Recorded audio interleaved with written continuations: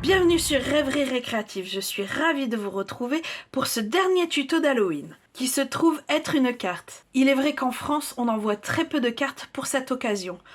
Donc moi je voyais plus celle-ci en invitation, qui est assez, je trouve, originale. Vu qu'on a notre devant de carte qui est comme ceci, et notre fanion ici, en fait, s'ouvre tout simplement pour laisser passer un petit message que j'adore. Je trouve trop mignon. Et bien sûr, effectivement, elle s'ouvre comme d'habitude. Après, il est vrai que si c'est une invitation, on peut seulement faire du 10,5 sur 14 et faire l'invitation au dos. Les couleurs de cette carte sont du noir nu, du gris souris, du grappe gourmande, de la tarte au potiron, de la perruche de paradis. Et bien sûr, pour l'intérieur, j'ai utilisé de l'ardoise bourgeoise et non du blanc. Je trouvais que ça aurait été trop clair vu les couleurs de la carte. Alors si vous souhaitez faire cette carte avec moi, en papier, il vous faudra une base de carte qui fait 21 sur 14 avec un pli à 10,5, un papier design qui lui fait 10 sur 13,5. Aux mêmes dimensions, il faudra un papier cartonné ardoise bourgeoise, un morceau de perruche de paradis qui fait 14 sur 6 et une chute de noir nu. On va commencer en mettant en forme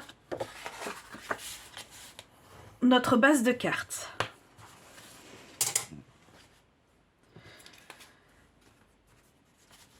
Puis à venir coller notre base de papier design.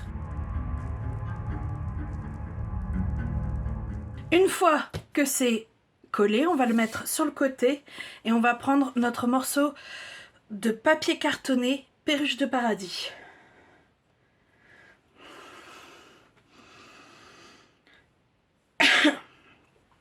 Et également notre massicot.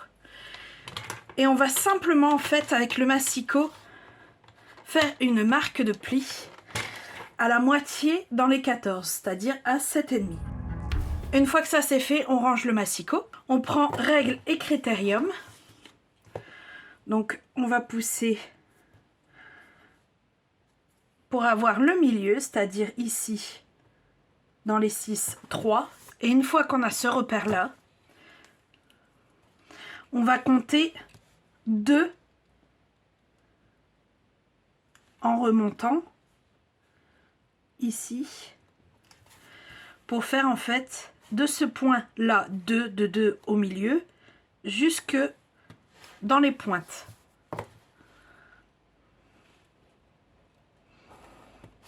On doit avoir ça comme tracé. Après je vous explique ça comme ça, mais une fois que vous aurez compris, vous ne serez pas obligé de faire les tracés. Une fois qu'on est ici, on replie et on replie bien. Puis on prend notre paire de ciseaux, ou alors si on est plus à l'aise, on reprend le massicot. Et on vient tout simplement découper le bas pour avoir en fait une queue d'hirondelle. Et bien sûr, je ne l'avais pas précisé, hein, mais il faut prendre les deux côtés. Alors une fois qu'on est arrivé ici, on va prendre le memento noir, ainsi que notre ardoise bourgeoise et ce set de tampons, avec lequel nous avons déjà joué la semaine dernière. Ici, on va utiliser notre monstre de Frankenstein pour tamponner sur le perruche de paradis. Et ici, j'avais envie d'utiliser celui-ci. Et effectivement, il est un peu plus petit que notre vampire, mais je sais pas, je l'aime bien celui-ci. Donc, sur l'ardoise bourgeoise, on va également, sur les deux, utiliser les chauves-souris. Et bien sûr, on va utiliser la lune sur le perruche de paradis. Donc je tamponne tout ça et on se retrouve après.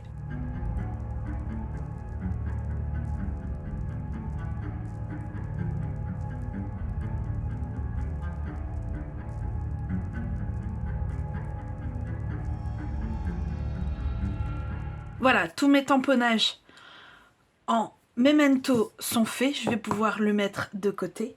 Donc comme vous avez pu le voir, hein, quand vous refermez, c'est juste sur celle d'en face, hein, comme une carte quoi. Mais c'est juste à ne pas à faire attention à ça quand vous tamponnez pour éviter d'avoir une catastrophe tout simplement. Donc ici on va prendre notre pad Perruche de Paradis ainsi qu'un doigt éponge et on va venir en fait tout simplement ancrer tous les bords extérieurs ici, bon de l'autre côté ça sert à rien puisque ça sera collé directement sur la carte, et tout le contour ici, puisque comme vous l'avez sûrement remarqué également, ici il y aura une décoration qui va venir juste après.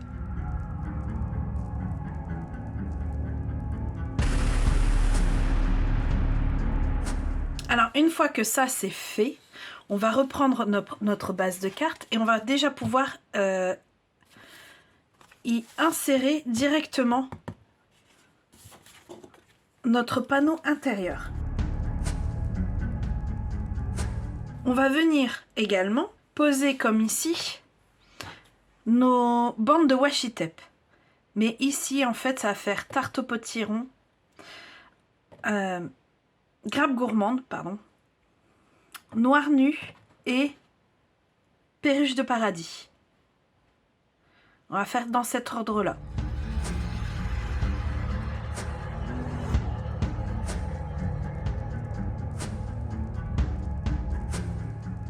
Voilà, nos bandes de washi tape sont bien posées. Ah, comme vous voyez, j'ai pas pris du tout de quoi découper.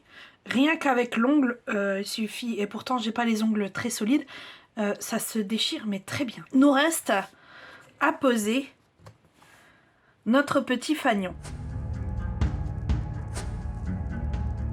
Une fois que ça c'est fait, il nous reste nos découpes, c'est-à-dire les chauves-souris et notre manoir. Donc pour ça, je vais utiliser les poinçons silhouettes effrayantes d'où sont tirés notre manoir et nos chauves-souris. À savoir que j'ai utilisé toutes les chauves-souris, je les ai sorties une seule fois et ils sont toutes utilisés sur la carte. Donc je sors ça dans du noir nu et on se retrouve tout de suite après.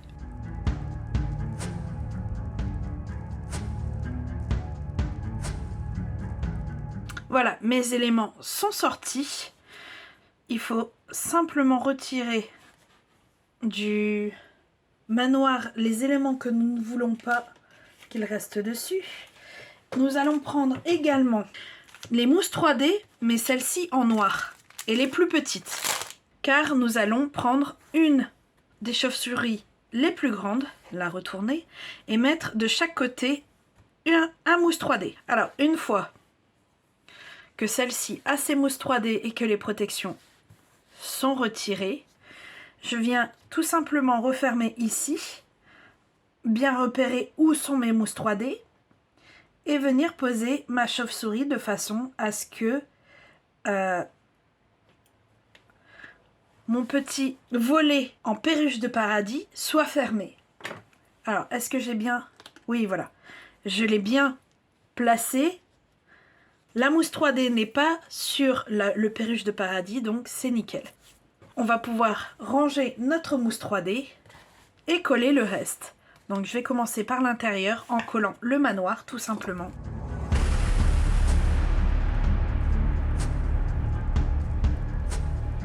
Dernier petit élément à faire, c'est qu'on va prendre le stylo Wink of Stella, tout simplement.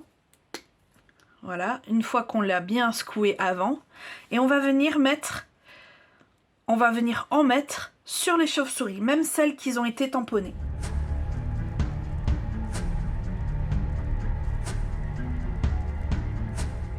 Et voilà, avec ce dernier élément, notre carte est terminée. J'aime beaucoup ce système de cartes. Je crois que j'essaierai d'y réfléchir un peu plus souvent avec des messages cachés sur le devant. Je trouve ça super génial. Surtout pour les enfants, c'est un peu interactif, on va dire ça comme ça. Ce que je trouve magnifique. J'avoue avoir une préférence pour la petite fée et en couleur grappe gourmande, mais notre monstre de Frankenstein est tout de même bien peps et ouais, j'aime bien aussi. Mais j'avoue avoir quand même une préférence pour la version grappe gourmande. Dans tous les cas, j'espère que vous avez aimé. Si c'est le cas, n'hésitez pas, mettez un petit pouce bleu et on se retrouve très vite pour de nouvelles Odyssées Scrap. Bye!